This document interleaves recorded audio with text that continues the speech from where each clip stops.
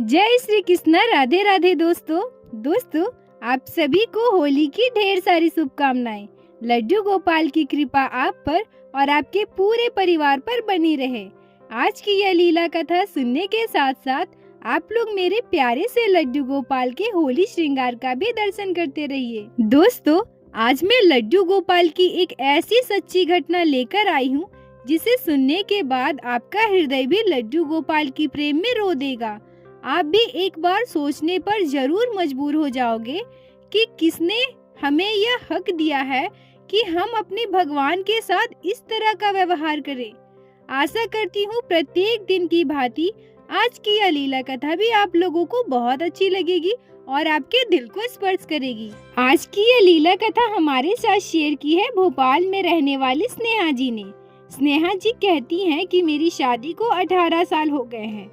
मैं बचपन से ही पूजा पाठ किया करती थी। बचपन से ही मुझे पूजा पाठ करने में, भगवान के कीर्तन भजन में बहुत आनंद आता था, क्योंकि ऐसी शिक्षा, ऐसा माहौल मुझे मेरे मायके से ही मिला है। मेरे मायके में सभी लोग पूजा पाठ किया करते हैं। वहीं से मेरे अंदर भक्ति का भाव आया। उसके बाद जब मेरी शादी हुई और मैं अपने ससुराल आई तो यहाँ पर पूजा पाठ का बिल्कुल भी माहौल नहीं था। मेरे सास ससुर दोनों जॉब करते थे। शायद उन्हें इतना समय ना मिलता हो पूजा पाठ करने की। मेरी शादी लव मैरिज थी। मेरे सास ससुर मुझे बिल्कुल भी पसंद नहीं करते थे। उनको नौकरी वाली बहू चाहिए थी। मैं और मेरे पति ने तो पढ़ाई खत्म होने के बाद ही शादी कर ली, इसीलिए मेरे पास कोई जॉब नहीं था। शादी के 1 महीने के अंदर ही मेरे हस्बैंड को जॉब मिल गई। उसके बाद हम लोग बहुत खुश थे, पर उसके साथ साथ हम दुखी भी थे, क्योंकि उन्हें जॉब दिल्ली में मिली थी और उन्हें दिल्ली जाना पड़ा। मैं हमेशा से ही घरेलू किस्म की लड़की थी। मैंने जॉब करना कभी चाहा ही नहीं था। मेरे पति के दिल्ली चले जाने के बाद घर पे मैं, मेरी सासू माँ और मेरे ससुर जी रह गए। मेरी सासू माँ हमेशा मुझे ताना मारा करती थी, बहुत तरह की बातें सुनाया करती थी, पर उनकी हर एक बात को मैं चुपचाप सुन लेती थी। मैं यही सोचती थी कि अब यही मेरा परिवार है, इसके अलावा मेरा और कोई भी नहीं है। मेरे हस्बैंड भी बाहर रहते थे। अगर मेरे सास ससुर मुझे कुछ बोलते भी हैं, कुछ सुनाते भी हैं, तो मुझे इनको सुनकर ही चुपचाप रहना चाहिए। मेरे सास ससुर दोनों जॉब पर चले जाते थे और मैं दिन भर घर पर अकेली रहती थी। मैं YouTube पर वीडियो देखा करती थी। तभी मेरे सामने लड्डू गोपाल का एक वीडियो आता है। वीडियो देखकर मुझे बहुत अच्छा महसूस हुआ। मेरे मन में भी ख्याल आया कि क्यों ना मैं भी लड्डू गोपाल की सेवा करूं। कितने प्यारे लग रहे थे लड्डू गोपाल। मेरे भी घर में अगर लड्डू गोपाल आ जाए तो कितना अच्छा होगा ना। वैसे भी मैं पूरा दिन घर पर अकेली रहती हूँ। लड्डू गोपाल आ जाएंगे तो मेरे साथ बात करने के लिए कोई तो होगा। ये बात मैंने अपने पति को फोन पर बताई। मेरे हस्बैंड मुझसे कहते हैं कि स्नेहा, ये अच्छा रहेगा। अगर तुम चाहती हो लड्डू गोपाल की सेवा करना तो तुम लेकर आओ। देखो, मुझे तो इसके बारे में ज्यादा पता नहीं है। तुम्हें अगर अच्छा लगता है, तुम कर सकती हो तो तुम करो। दोस्तों, स्नेहा जी कहती है कि मुझसे एक गलती यहाँ यह हुई कि मैंने अपने सास ससुर से इसके बारे में बात नहीं की, क्योंकि मुझे लगा कि लड्डू गोपाल की सेवा मैं करूंगी। मुझे पहले से ही पूजा पाठ में दिलचस्पी थी। मैंने अपने मायके में हमेशा पूजा पाठ किया था। मैं सोची कि मेरे पूजा पाठ करने से, लड्डू गोपाल की सेवा करने से मेरे सास ससुर को भला क्या दिक्कत होगी।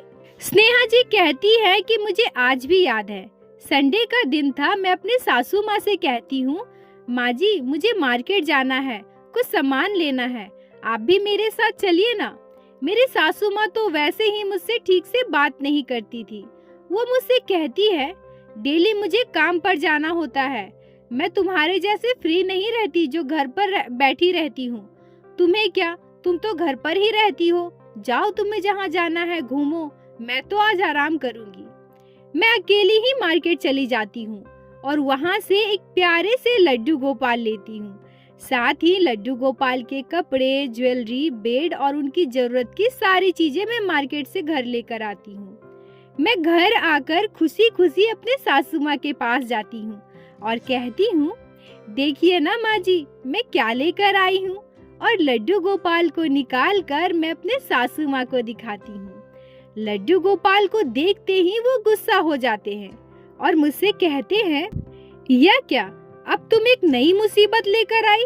तुम क्या कम थी जो अब ये लेकर आ गई हो? अपनी सासू माँ की बातें सुनकर मैं बहुत दुखी हो जाती हूँ। मुझे बहुत बुरा लगता है। मैं उनसे कहती हूँ, माँ जी आप ऐसा क्यों बोल रही हैं? ये तो लड्डू गोपाल है ना, मैं इनकी सेवा करूँगी। मेरी सासू माँ गुस्से से कहती है, हाँ मुझे पता है, ये बेकार लोगों के चोचले हैं। तुम्हारे जैसे बेकार लोग जिनको कुछ काम नहीं होता, वो ये मूर्ति लेकर बैठे रहते हैं। मैं अपनी सासू माँ की बातें सुनकर हैरान हो जाती हूँ कि वो मुझसे इतनी बड़ी हैं, फिर भी इस तरह की बातें कर रही हैं।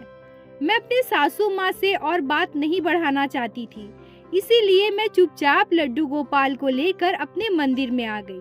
लड्डू गोपाल को पंचामृत से स्नान कराएं और बहुत ही प्यार से अपने घर में विराजित करती हूँ और उनकी सेवा करना मैं उसी दिन से प्रारंभ करती हूँ। मेरी सासू माँ लड्डू गोपाल के आने से बहुत ज्यादा गुस्सा थी। वो मेरे हस्बैंड को भी कॉल करके इस बारे में बात की थी।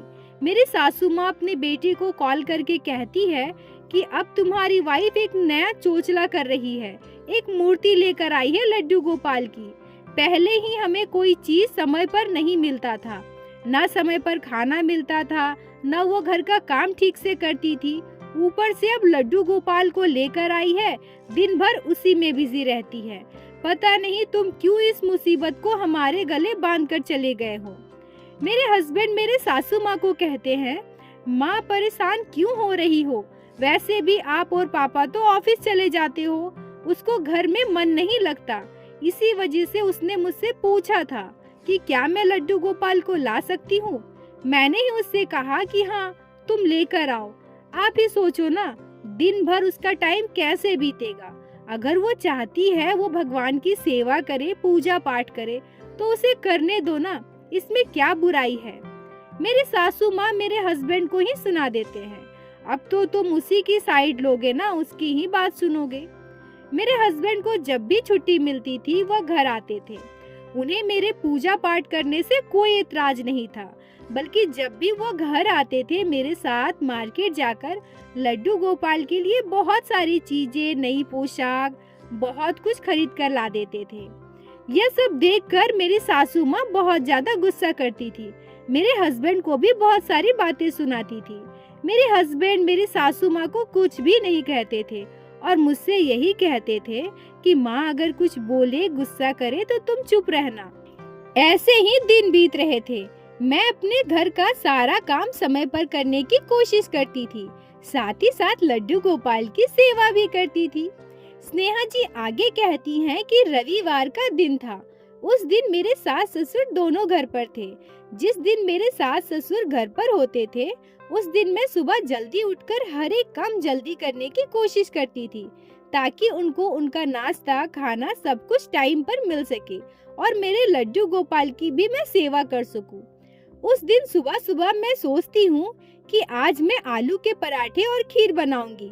माँ जी और पापा जी भी घर पर हैं, उनको भी नाश्ता दे देंगे और लड्डू गोपाल को भी भोग लगाऊंगी। यह सोचकर मैं सुबह सुबह आलू के पराठे और खीर बनाती हूँ। मैं हमेशा ही नाश्ता बनाकर अपनी सासू माँ और ससुर जी को नाश्ता दे देती थी। उसके बाद लड्डू गोपाल की सेवा के लिए जाती थी, क्योंकि मुझे मेरे लड्डू गोपाल के स्नान कराने में, उनका श्रृंगार करने में समय लगता था।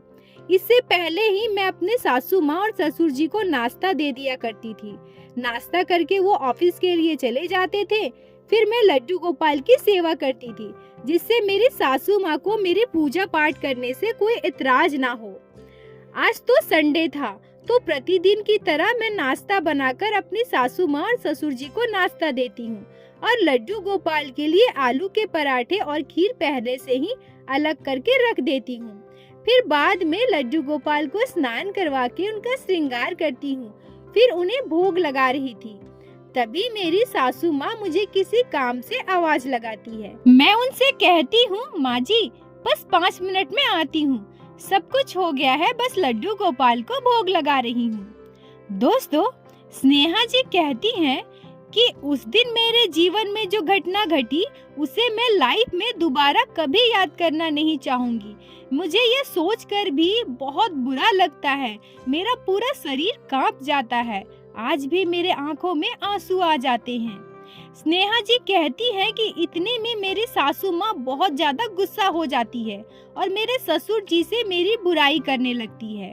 वो कहती है कि देख रहे हो कैसे जुबान लगा रही है, तब से मैं बुला रही हूँ और वो उस मूर्ति के साथ लगी पड़ी है।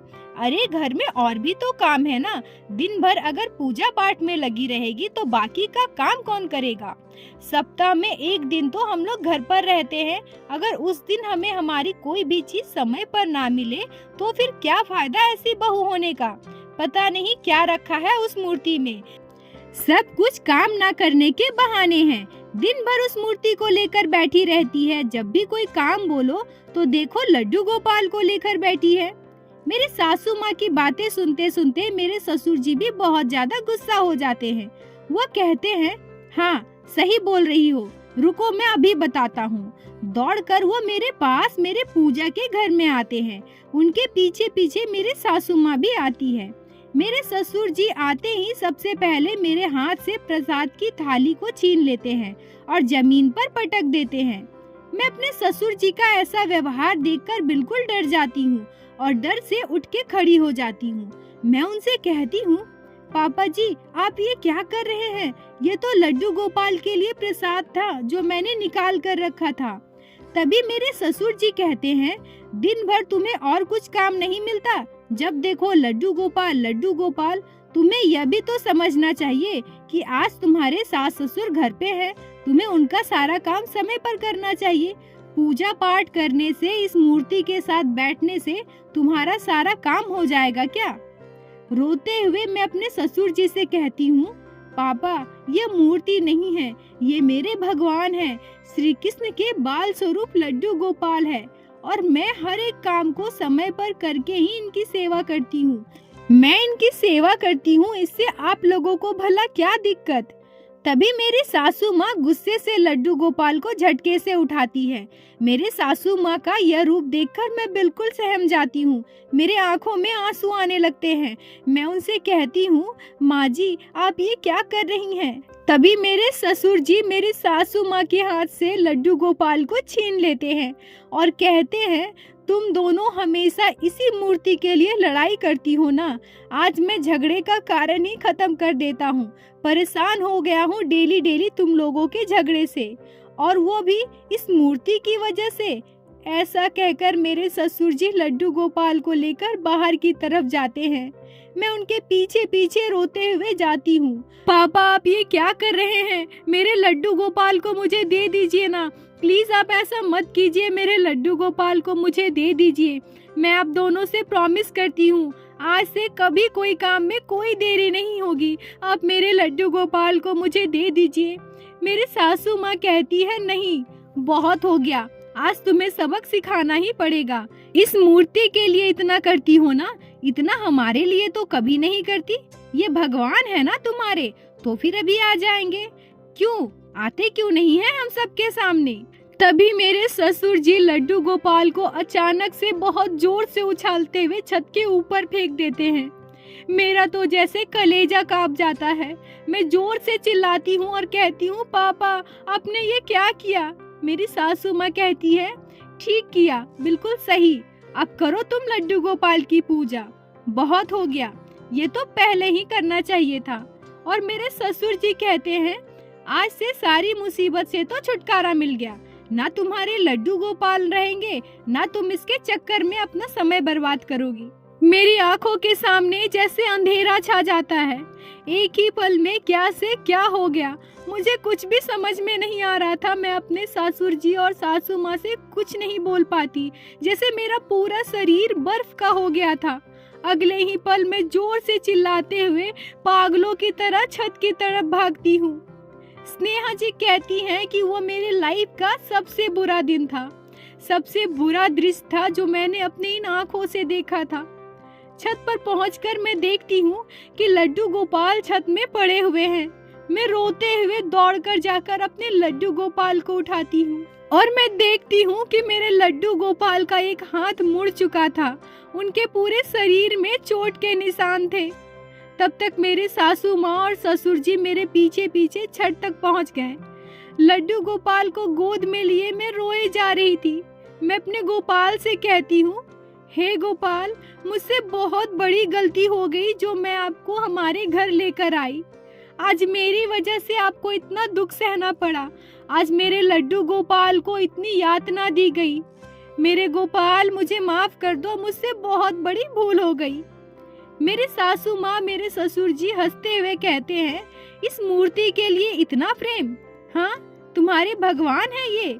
हमें पता है भगवान होते हैं, हम भी भगवान को मानते हैं, हम भी पूजा करते हैं, पर इस तरह किसी मूर्ति के पीछे पागल नहीं होते।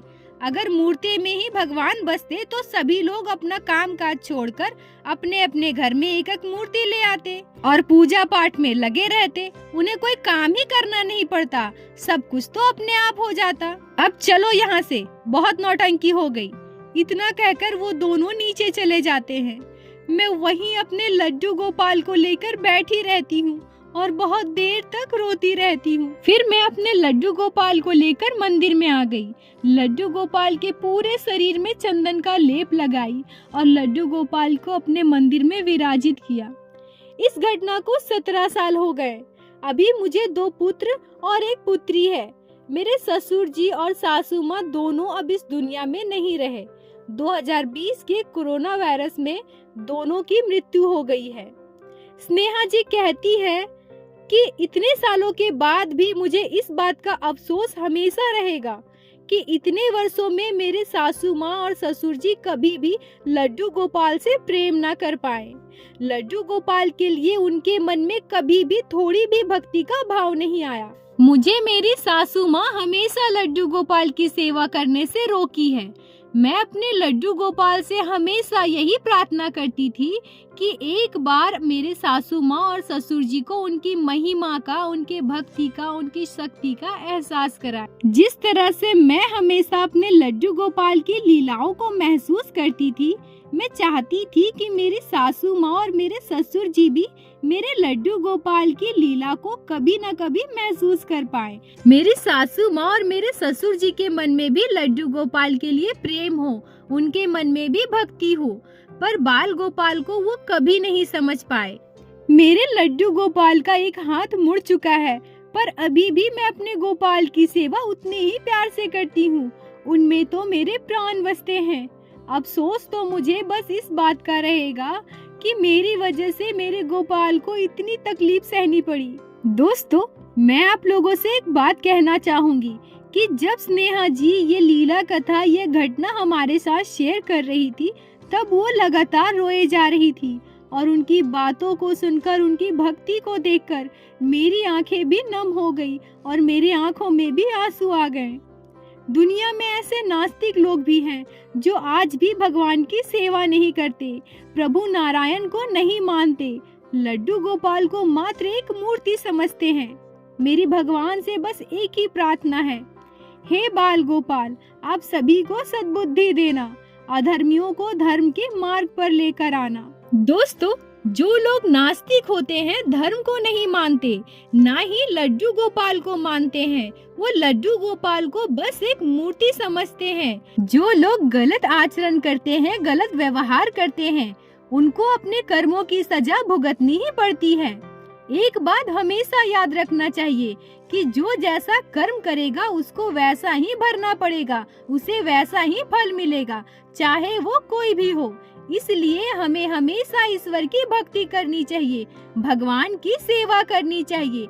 लड्डू गोपाल हमेशा अपने भक्तों के साथ होते हैं।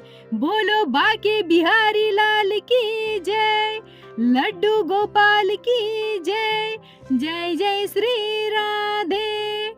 दोस्तों, अगर आप लोगों को आज की ये लीला कथा अच्छी लगी हो, आपके दिल को स्पर्श की हो, तो कृपया वीडियो को लाइक करें और अपने दोस्तों के साथ शेयर अवश्य करें, जिससे बाकी भक्त भी लड्डू गोपाल की इस अद्भुत लीला कथा का श्रवण कर सके और हमारे चैनल को सब्सक्राइब कीजिए, जिससे प्रतिदिन आप लोग हमारे चैनल पे श्री बांके बिहारी श्री लड्डू गोपाल की अद्भुत लीला कथाएं सुन सके। दोस्तों, अगर आपके जीवन में घटी हो कोई भी चमत्कारी घटना या लड्डू गोपाल ने कभी भी की हो कोई भी लीला जिसे आप हम सभी के साथ शेयर करना चाहते हैं, तो कृपया हमें इंस्टाग्राम पे मैसेज कीजिए। हम आपसे कांटेक्ट करेंगे और आपकी उस लीला कथा को हमारे चैनल पे बाकी सारे भक्तों के साथ शेयर अवश्य करेंगे।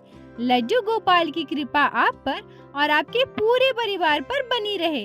राधे राधे दोस्तों।